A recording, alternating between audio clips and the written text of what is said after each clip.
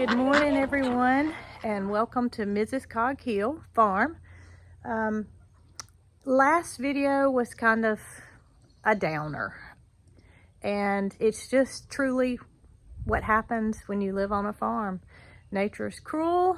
My message was to keep on keeping on no matter what life throws at you, and this morning Marycarl's gonna put that message in action because I told you guys that I told her to do not give up, keep on keeping on, and she's doing just that. She has a little pigeon that she's training.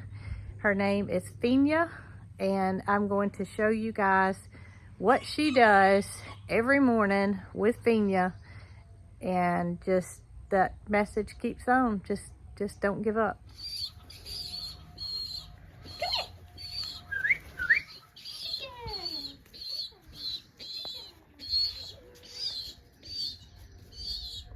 So she's feeding her with a syringe because she is not being fed by her parents. Good job! Good job! Pinya, come on! Good job! Come on! Good job! Pinya, come on! Come on! Good girl! Good girl!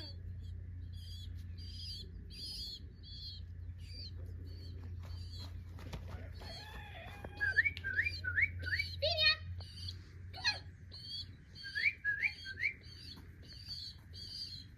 So she can't fly yet, right? Uh-uh. So that's why you just get her to come to you on the ground. Yeah. Yeah, you're done. She's doing great.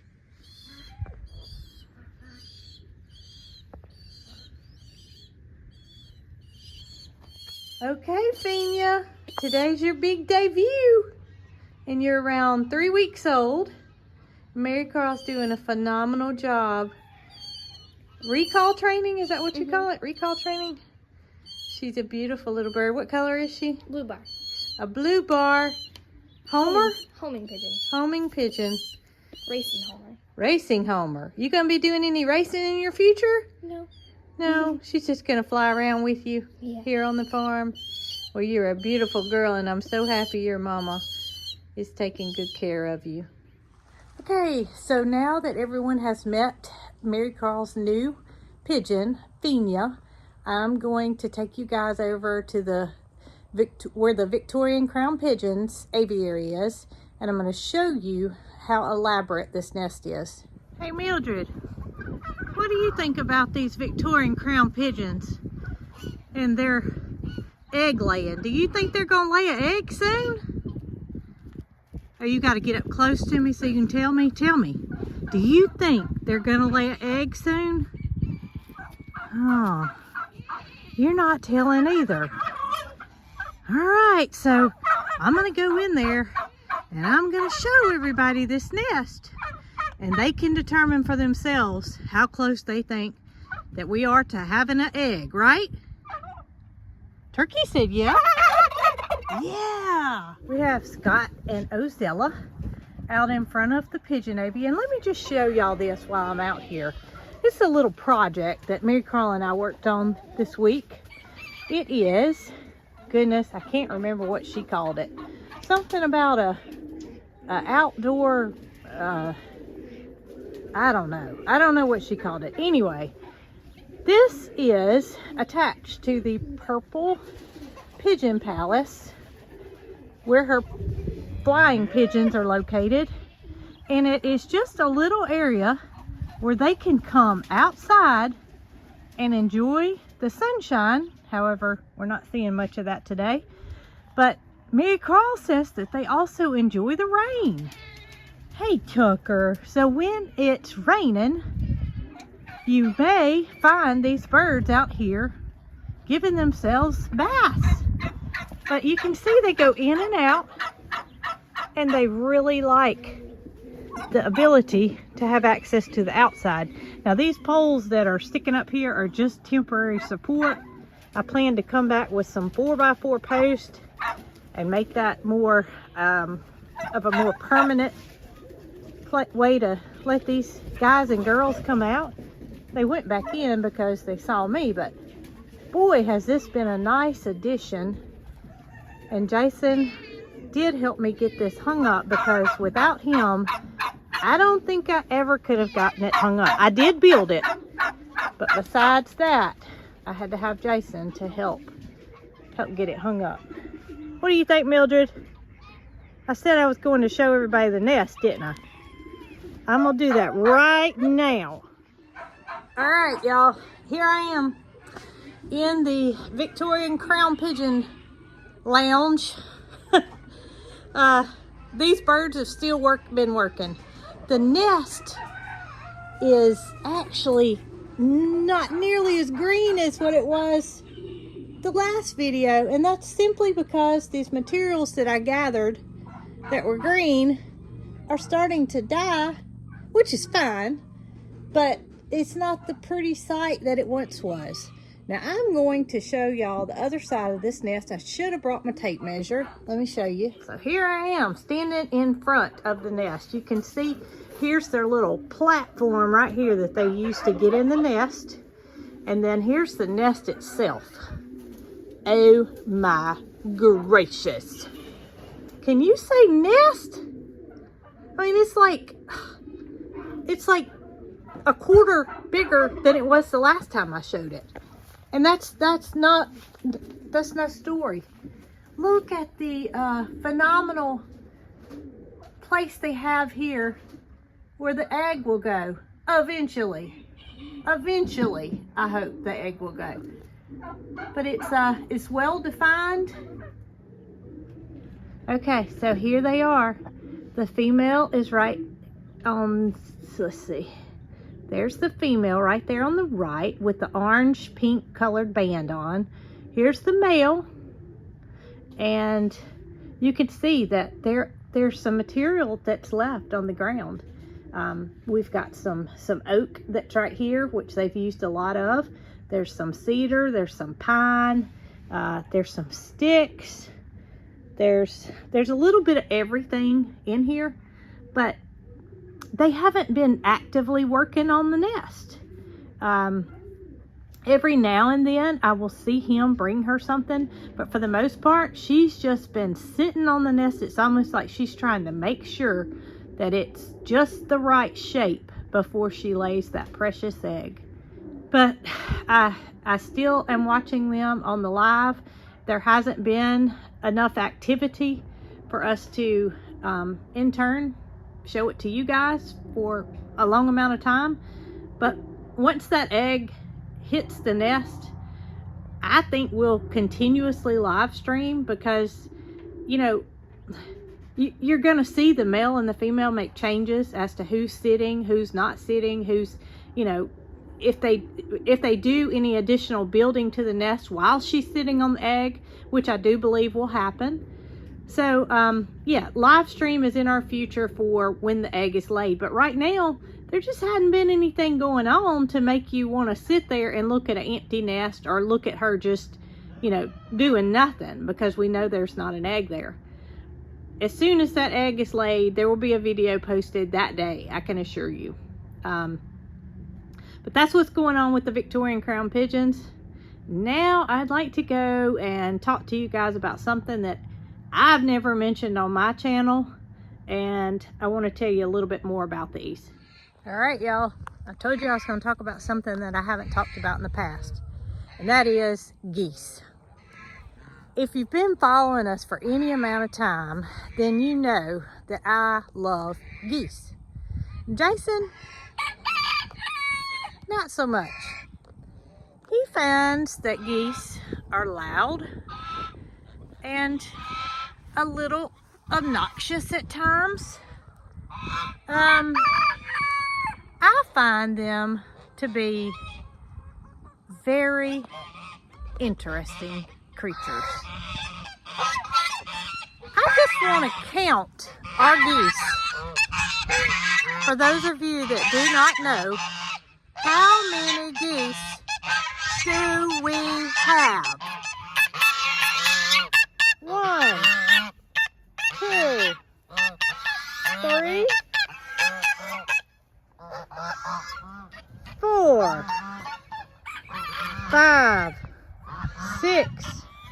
7, 8, 9, 10, 11, 12. Those are ducks. 13, 14. If I counted correctly, there are 14 geese that all live in here with Nugget. That might be a little mini, but I just love them. They really don't have much of a purpose here on our farm except for they're beautiful, they're social, and we're about to give them a whole new purpose at our farm. Not these, not the 14 that we have in this area with Nugget, because you know what would happen if we put any one of these 14 in with our flock of chickens? They're gonna want to go back to the flock because that's all they've ever known is a flock. So, if you've been watching Cog Hill Farm, you know that we had our first goose egg laid here in the past week or so, couple of weeks. Well, every day since then, I've been coming to the nest to gather eggs and putting them in the incubator. I'm thinking, you know, okay, so we have a flock of Rhode Island Reds. They need a guard goose, right? So we have some silkies that are hatching that are going to be housed in another location back behind our house where the kitchen garden, or say potager garden is. They're going to need some protection. They're going to need their own separate goose, right? And you know, I mean, everybody needs geese. Everybody needs geese, especially if you have a farm and a place for them. So I'm thinking that I've got a few friends in mind that might want to add some geese for protection. They might want to add some beautiful geese for their pond. Let me show you some of our geese. So this beautiful girl right here is Pringles. She's right here in the back. She is a Sebastopol Chinese mix. She's the only goose that we have that's a Sebastopol that has a lot of color on her. And I love that look. I love the color in the curly feathered Sebastopol. Now this goose back here is a Chinese goose. Chinese goose are loud. She's not full-blooded, but this one in the front here is a full-blooded Chinese goose. Now you see how upright and how long his neck is?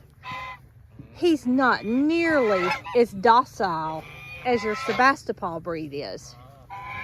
He will come after you, and he will hiss, and he will do the same thing if there's a predator near his flock of chickens, which is what I am planning to do. So these two right here, they're Sebastopols. Now there are two different types of Sebastopols. There's a smooth-breasted Sebastopol and there's a curly-breasted Sebastopol. That one trying to get me. Our original hen was a smooth-breasted Sebastopol. Therefore, all of ours came out having smooth breast. All of her offspring that we've carried on for years on our farm have had smooth breast. This one right here, it's a mix between a Sebastopol and a Chinese, but it did not get that curly gene. The curly gene stayed out. So I don't know what it is that makes me love geese so much, but I do know that I will share my excitement this morning when I came out to do my gathering of the goose eggs, there were just like there have been in days past. When I walked over to the nest and I looked in, they do cover it up. Every time they lay one, they cover it back up. But here's where they lay their egg. And I looked in this morning, there was the normal 2 eggs in there. You can see the little swell. But here's what I found later today. Hey, Topper, have you been talking to these geese about laying eggs? I sure do think you have, because there's a new nest that I didn't even know about. And I come in here every day, more than once, did not notice it until just now. So I came in the gate, and I noticed over here at the edge of the fence, this bright white thing sticking out. Guess what that is? That's a goose nest. Here's an egg that has strayed over here for who knows why. This one looks like it's been here a minute, but I haven't noticed anybody over here sitting. You can see they kind of made the nest out of some leftover hay. But I don't want to leave the eggs because they're not quite ready to sit yet. Yes, they have to accumulate several eggs before they sit. But in our last experiences with trying to let the mothers hatch goose eggs, we have so many females that lay their eggs in the same nest. So a female is not going to sit until she lays her clutch, which is usually about 6 or 8. So she lays her clutch of 6 or 8. I have 14 geese in here, 7 of probably which are female. If they all lay 8 eggs in this one nest, I'm going to have 56 eggs in a nest. And there haven't been any to hatch in our past experience over the past couple of years, because there's too many eggs for one hen to sit on. Therefore, not one egg is getting the attention that it needs as far as getting turned, the warmth that it needs to be up under the mother. So what I'm doing is I am collecting goose eggs and taking them inside to my incubator. Come on, let me show y'all what I got. So here I am in my closet, where our GQF 1502 cabinet style incubator is located. This incubator has been wonderful for us. Just being a small time farm, we have found many uses for this incubator. One of the reasons is because not only will it house small eggs such as quail eggs, you can go all the way up to an ostrich egg, and that just depends on the hatching tray that you use. The size of the tray is going to be the size of the egg you're going to hatch. Now, what you need for a goose egg is different than a chicken egg. Your chicken eggs go upright in something that has little prongs on it, and I'll show you here in a minute. Whereas your goose eggs are going to sit in a basket style, and what they do is they turn from side to side in the cabinet incubator just as a chicken egg would. So the first thing that I do when I am hatching eggs at multiple times is I have a crayon. A crayon or a pencil is what you want to write on the shell of the egg the date, and that way you always know which one is supposed to be hatching on what day. I in turn go around and I set this on my calendar so I know that I should have 3 eggs hatching on this day, and I move them from the incubator to my hatching cabinet. Chicken eggs need to stop turning on about day 17, and that simply means that your turner, if you're using a styrofoam type incubator, needs to be turned off, or if you have a hatcher or a cabinet that you are going to transfer eggs from into something different, you will be able to let those eggs lay in a horizontal position versus a vertical position so they can in turn hatch. So I'm going to show you what I have for goose eggs and show you how I write the date on the egg so I know when it's going to hatch. So I have the 3 goose eggs that I just gathered sitting on a chicken tray that's used for hatching chicken eggs. And what I'm going to do is take my crayon and simply write the date on the egg so I will know when this egg needs to be moved out of a turner into a hatcher. So now I'm going to show you guys the big surprise, and that is how many eggs am I incubating. So here we go. Here's my incubator, and here is my goose tray, in which I have 11 eggs already. So we're going to put 3 more in. 11, that makes 12, that makes 13. I'm going to move these up because I'm going to have more to come. And 14, so 14 goose eggs in the incubator.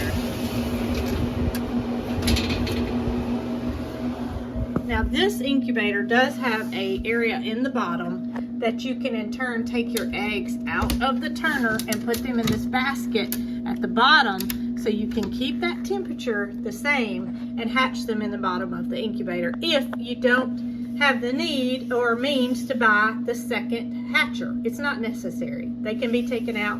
They can even be taken out of here and put into a different incubator if you wanted to go that route. But I just wanted to show you guys what I got going on with the goose eggs.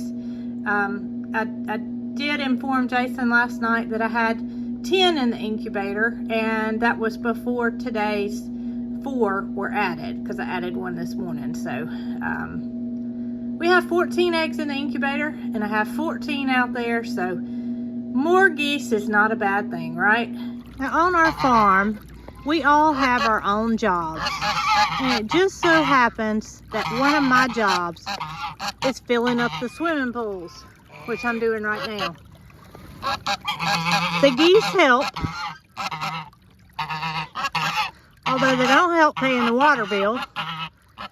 You can tell it's breeding season because these two are a pair, and you can see how he's acting.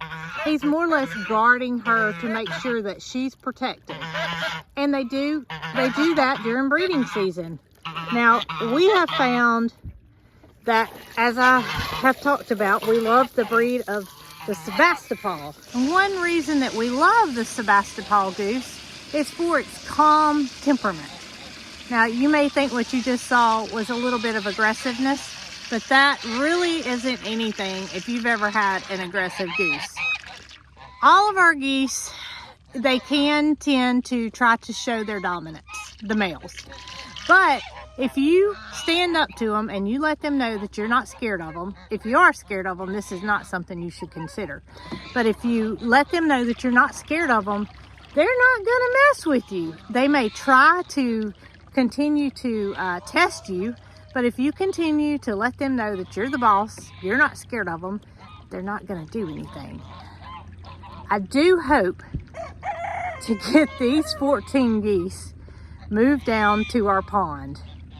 If you've been watching, then you know that we have moved our Muscovy geese, which can fly and are domesticated, down to our pond. These geese cannot fly, and that's one reason I haven't moved them down there, because while they can get in the middle of the pond to take shelter from a predator, there are a lot of times when they're just not aware of potential danger, and I'm scared they wouldn't get away fast enough. And I have had geese for 20 something years, geese and ducks. And in our experience, they do not use a shelter. So for us to build a shelter and go put them up every night would be a waste of our time. Nugget. I say that because in nature, they don't use a shelter. So therefore, they have one that's available to them in here. You can see behind me, Nugget Shelter. Nugget Shelter's behind me, and they could get up under there if they wanted to. However, you don't see it. That's where their food is housed. They could go under there, but they don't do it. So building an enclosed shelter down by the pond is just simply, it's not needed. A floating dock, yes, that may be something that's in our future, but our pond is not nearly full at this point. we have several things that we would like to accomplish before we move these guys down there, and I think we may even put a fence around the pond. Fence is not going to protect from all predators. However, it would offer some protection against some predators. I think that's just kind of a wait and see what happens kind of thing. We are in the process of a barn is about to be built. So we know that these guys are not going to be in this pasture permanently. But as for whether we move them down to the pond area, we fence that area in. I don't like having to fill up swimming pools every day, but I've done it for what seems like most of my life. So it's just became a routine. I can't imagine not having to come out here and fill up a swimming pool.